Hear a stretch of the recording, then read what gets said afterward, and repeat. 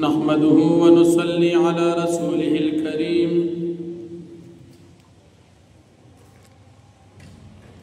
أما بعد فأعوذ بالله من الشيطان الرجيم بسم الله الرحمن الرحيم إنا لننصر رسلنا والذين آمنوا في الحياة الدنيا ويوم يقوم الأشهاد صدق الله العظيم. سورة مؤمن سلیرشتم پارا یو پنځوستم نمبر آیت په مخکې رکوع کې د مؤمنانو نجات او د مجرمانو هلاکت او عذابونه بیان شو. اوس په دې رکوع کې هم د مؤمنانو نجات او د مجرمانو عذابونه بیانېږي. الله رب العالمین فرمایي چې موږ به خامخا د خپلو پیغمبرانو او د مؤمنانو په دنیا کې هم امداد کوو، په آخرت کې به هم امداد کوو. په دنیا کې به امداد کوو، فرشتې به امداد ته راځي لکه په بدر کې یا په حنین کې. آخرت کې به امداد کوو، پیغمبران به د پیغمبرانو د پاره به فرشتې گواهي ورکوي. د امتیانو خلاف او د مجرمانو خلاف به گواهي ورکوي. یا به د نبی علیہ السلام امت د نور امتونو خلاف گواهي ورکوي او د پیغمبرانو په تایید کې با گواهی ورکړي او نبی علیہ السلام با د خپل امت په تایید کې او د نورو پیغمبرانو په تایید کې او د نورو امتیانو په خلاف چې هغه به منکرین وي د هغې خلاف به گواهی ورکړي. بیا د قیامت د ورځې شدت او سختی بیانېږي چې دا داسې سخته ورځ ده چې په دې ورځ باندې به ظالمانو ته د دوی هیڅ قسم عذر پیدا ورنه کړي. بیا د نبی علیہ السلام د رسالت دلیل د موسی علیہ السلام مختصر رسالت بیانېږي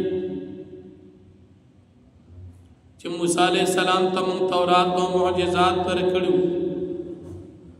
او د دغې تورات او معجزات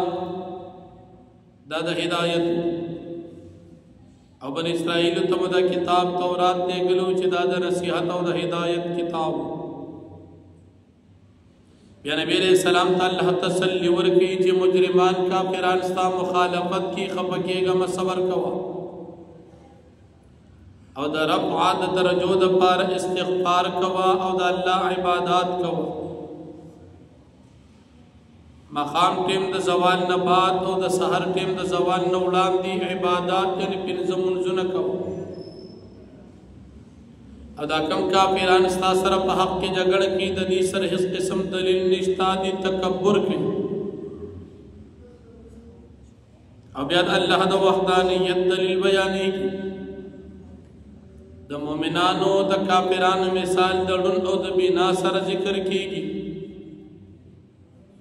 او د مؤمنانو نیکانو خلقو او د مجرمانو کافرانو تفریقه بیانېږي. او بیا الله پاک فرمایي زمانو سوال کوي زما عبادت کوي زما ستاسو عبادت قبلم دعا به مقبلم او کوم خلق چې زما د عبادت نه او زمانه د دعا غوښتلو نه اعراض کوي جهنم کې به داخل کړو. نو فرمایي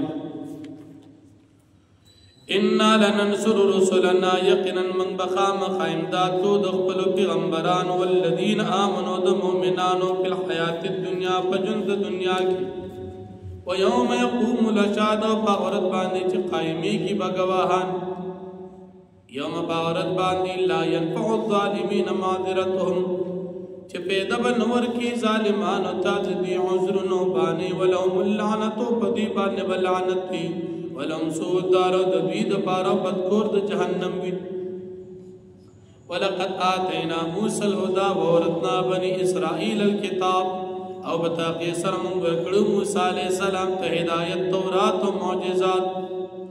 او منگ وارثان کړ بني اسرائیل د کتاب تورات هدى و ذکرى لأولی الالباب چې دا کتاب د هدایت او د نصیحت د عقل مندو د پاره فاصبر پس صبر کو نبی علیہ السلام ان وعد الله حق بیشک وعده د الله پاک رښتونی دا امداد د خپل اولیاء د دوستانو واستغفر لذنبك او تبخنه غواړه د پاره د خپل درجو چته دو وسبح بحمد ربك بالعشي والابكار او عبادت کوا یا تسبیح بیان وا حمد د خپل رب باندې په وخت مقام او د سحر کې ان زمونږ مراد ان الذين يجادلون في آيات الله بشکا کسان چې جګړه کوي د الله پاک آیاتونو کې بغیر سلطان اتاو بغیر د دلیل نه چراغلی دوی تا ان فی صدور من الله کبر ما هم ببالغه نشتری د دې پسینو کې مگر تکبر دی لویو چتواله دي چې دی هغه تن رسیدون کې دي فاستعذ بالله پس بنا واړه په الله پاک باندې د دې کافرانو د شرنا انه هو السميع البصير چې الله پاک اوریدون کې دي ستاسو د دوی وینا لرا یا تاسو وینا لرا لیدون کې دي د دوستاسو احوال لرا لخلق السماوات والارض خامقا پیدایت د اسمانونو او زمکو اکبر من خلق الناس ابتداء دا ډېر ګران دي د خلقو د پیدا کولونه ولكن اکثر الناس لا يعلمون لیکن اکثر د خلقو نه پوهیږي وما يستوي الاعمى والبصير او ندي برابر لون او بینا لون مراد کافر دي او بینا نه مراد مسلمان دي لون مراد گمراه دي او بصير نه مراد هدایت یافتہ دي والذین آمنوا وعملوا الصالحات او ندی برابر کسان چې ایمان ډول عمل نه کوي د نیکي ول المسیء او مجرمان کافران قلیلا ما تذکرون ډیر کم دي کسان چې تاسو نصیحت حاصله ان الساعه الاتيه لا ريب فيها یقینا قیامت خامخارات کی دي شک نشته پدې کې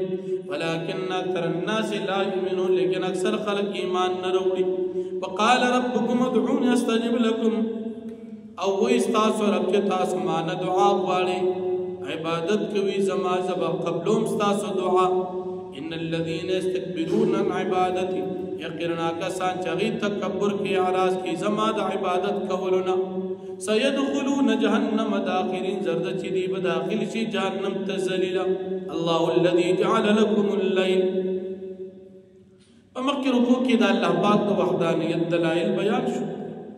پدې رکوع کې د الله پاک د وحدانیت دلایل بیانې الله پاک فرمایي د دې نور د دې شپې دراوستو د ورځې د قائمولو د دې اختیار یوازې ما سره شپه د آرام د پاره او ورځ د رزق ګټلو د پاره او بیا تاسو خالق صرف زم الله پاک فرمایي نو بیا ولې زما عبادت نه کوئی ایمان نه وروړي څنګه چې تاسو ایمان نه وروړي په خوانو کافرانو هم د قشان ایمان نه وروړي او بیا الله پاک د خپل وحدانیت بل دلیل بیانې چې زمکه مستاسو د پاره برابر جوړ دا زمکه چې په دې باندې تاسو خپل ضرورت په اسانه پوره کولی شئ نه دومره سخت ده چې تاسو ته په ګرځېدو کې مشکلات او نظمکه دومره نرمه ده چې تاسو به کې ښکته کېږي ډوبېږي بیا هم درته مشکلات مزیدار برابر اسمان مې در باندې ښایسته جوړ کړو ښایسته شکل صورتونه مې درکړل پاک رزق مې درته درکړو نو بیا تاسو زما عبادت ولې نه کوئ او بیا فرمایي چې دغه الله جل شانه چې همیشه د پاره ژوندی دی دا غسر هیڅ څوک په عبادت کې لایق نشته د دغه یو الله پاک عبادت کوي ټول صفاتونه هم دغه الله د پاره او بیا نبی علیہ السلام ته الله پاک خپل ذمہ داری بیانوي چې تاسو د دې بوتان د عبادت نه زمانه کړی شوی تاسو چې د کوم بوتان عبادت کوئ د دې نه زمانه کړی شوی او سره د دې چې ما د دلایل راغلي دي د الله د یووالي نو د دې یووالي د دلایل باوجود به تاسو د بوتان عبادت څنګه وکړو ما ته پته چې الله سره شریک نشته او تاسو ما هغه بوتانو ترا بلې چې پاغي اس قسم دلیل نشته او بیا الله پاک د انسان تخلیق بیان اول میں تاسو پیدا کی دا خورے ابتداء لک آدم علیہ السلام یا خوراک دا انسان خورنا بیا دا یوی نطفینا بیا دا وین دا قطرینا او دا غینا بعد دا وخی ٹکڑا او بیا اڈوکی مخیم تیر شو بیا میں تاسو ما شمان جوڑ کے بیا میں قوت او زوانے تو رسول بیا میں تاسو بڑاگان کے بعضی پکې داسې چې هغه د بوډاوالي نه وړاندې وفات شي او بعضی پکې داسې چې بوډاوالي ته ورسېږي نو دغه الله جل شانه د هر څیز مالک تر دې پورې چې د ژوند او د مرګ مالک هم دغه الله چې کوم کار ته حکم وکړي فوراً په وجود کې راشي نو دغه یو الله عبادت نو فرمایي الله الذي جعل لكم الليل الله پاک غزاتی چې ګرځول د ستاسو د پاره شپه لتسكنوا في دپارا دی چې تاسو د موقع پدې کې ونهار مبصرا او رز روخانه دپارا دی چې تاسو پکې ځان ته رزق ولټوي ان الله لذو فضل على الناس یقینا الله پاک دی خاوند فضل په خلق باندې ولکن اکثر الناس لا يشكرون لیکن اکثر خلق شکر نو باسي ذالکم الله ربکم دا اللہ پاک تاسو رب دی خالق کل شی پیدا کون کی داری اسی دی لا الہ الا هو نشتری بالمعبود سوا د اللہ فانا توفکون پس چرت تاسو اړول شی دی ایمان راوړلونه کذالکم دارن یوفک الذین کانوا اړول بشیا کسان چې یوفک الذین کانوا بیاات الله یجحدون چې دی او پایاتون د الله پاک باندې انکار کوونکی الله الذي جعل لكم الارض قرارا الله پاک غزاد دی چې ګرځول استاد پارز مکا قرارا زید آرام والسماء بناء او اسمان چت وصورکم او سګرونه صورتونه درکړي تاسو ته فاحسن صورکم پس خسته صورتونه درکړي تاسو ته ورزقکم من الطیبات او تاسو ته رزق درکړي دی پاک ذالکم الله ربکم دا الله پاک تاسو رب دی فتبارک الله رب العالمین پر برکت نات الله پاک رب العالمین دی هو الحي لا اله الا هو دا الله پاک همیشه د پاره ژوند دی نشتری بل معبود سوا دنا فدعو بس تاسو دا الله پاک عبادت کوي مخلصین له تین پدا سیال کې چې خالص کو انکه د الله د پاره دین او بندگی الحمدلله رب العالمین ټول صفاتونه خاص الله پاک د پاره دي چې رب العالمین دی قل تو فرما انی نیت یقینا زمن کړي شویم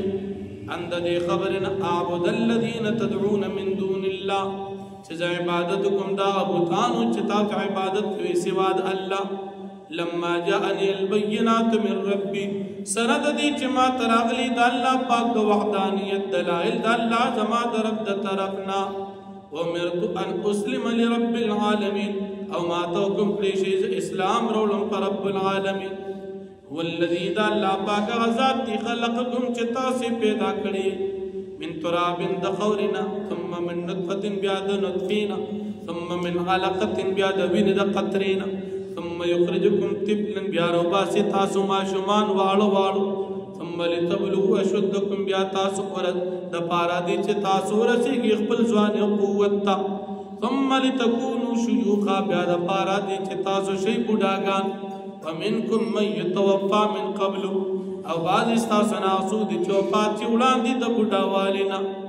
ولتبلغوا اجلا مسمى او د پارا دي چې تاسو رسېږي نیټه مقرره تا ولعلكم تعقلون د پارا دي تاسو عقل نکار واخلي والذي ذا الله پاک غساتی یحیی چې ژوند کول کوي او یمیت او مړ کول کوي فاذا قضى امرا هر کله چې الله پاک فیصلو کوي د یو کار فانما يقول له كن فيكون پس بشک الله پاک کو فرمایي دې کار تا کن موجود شا فيكون پس آکار موجود شي واخذ والحمد لله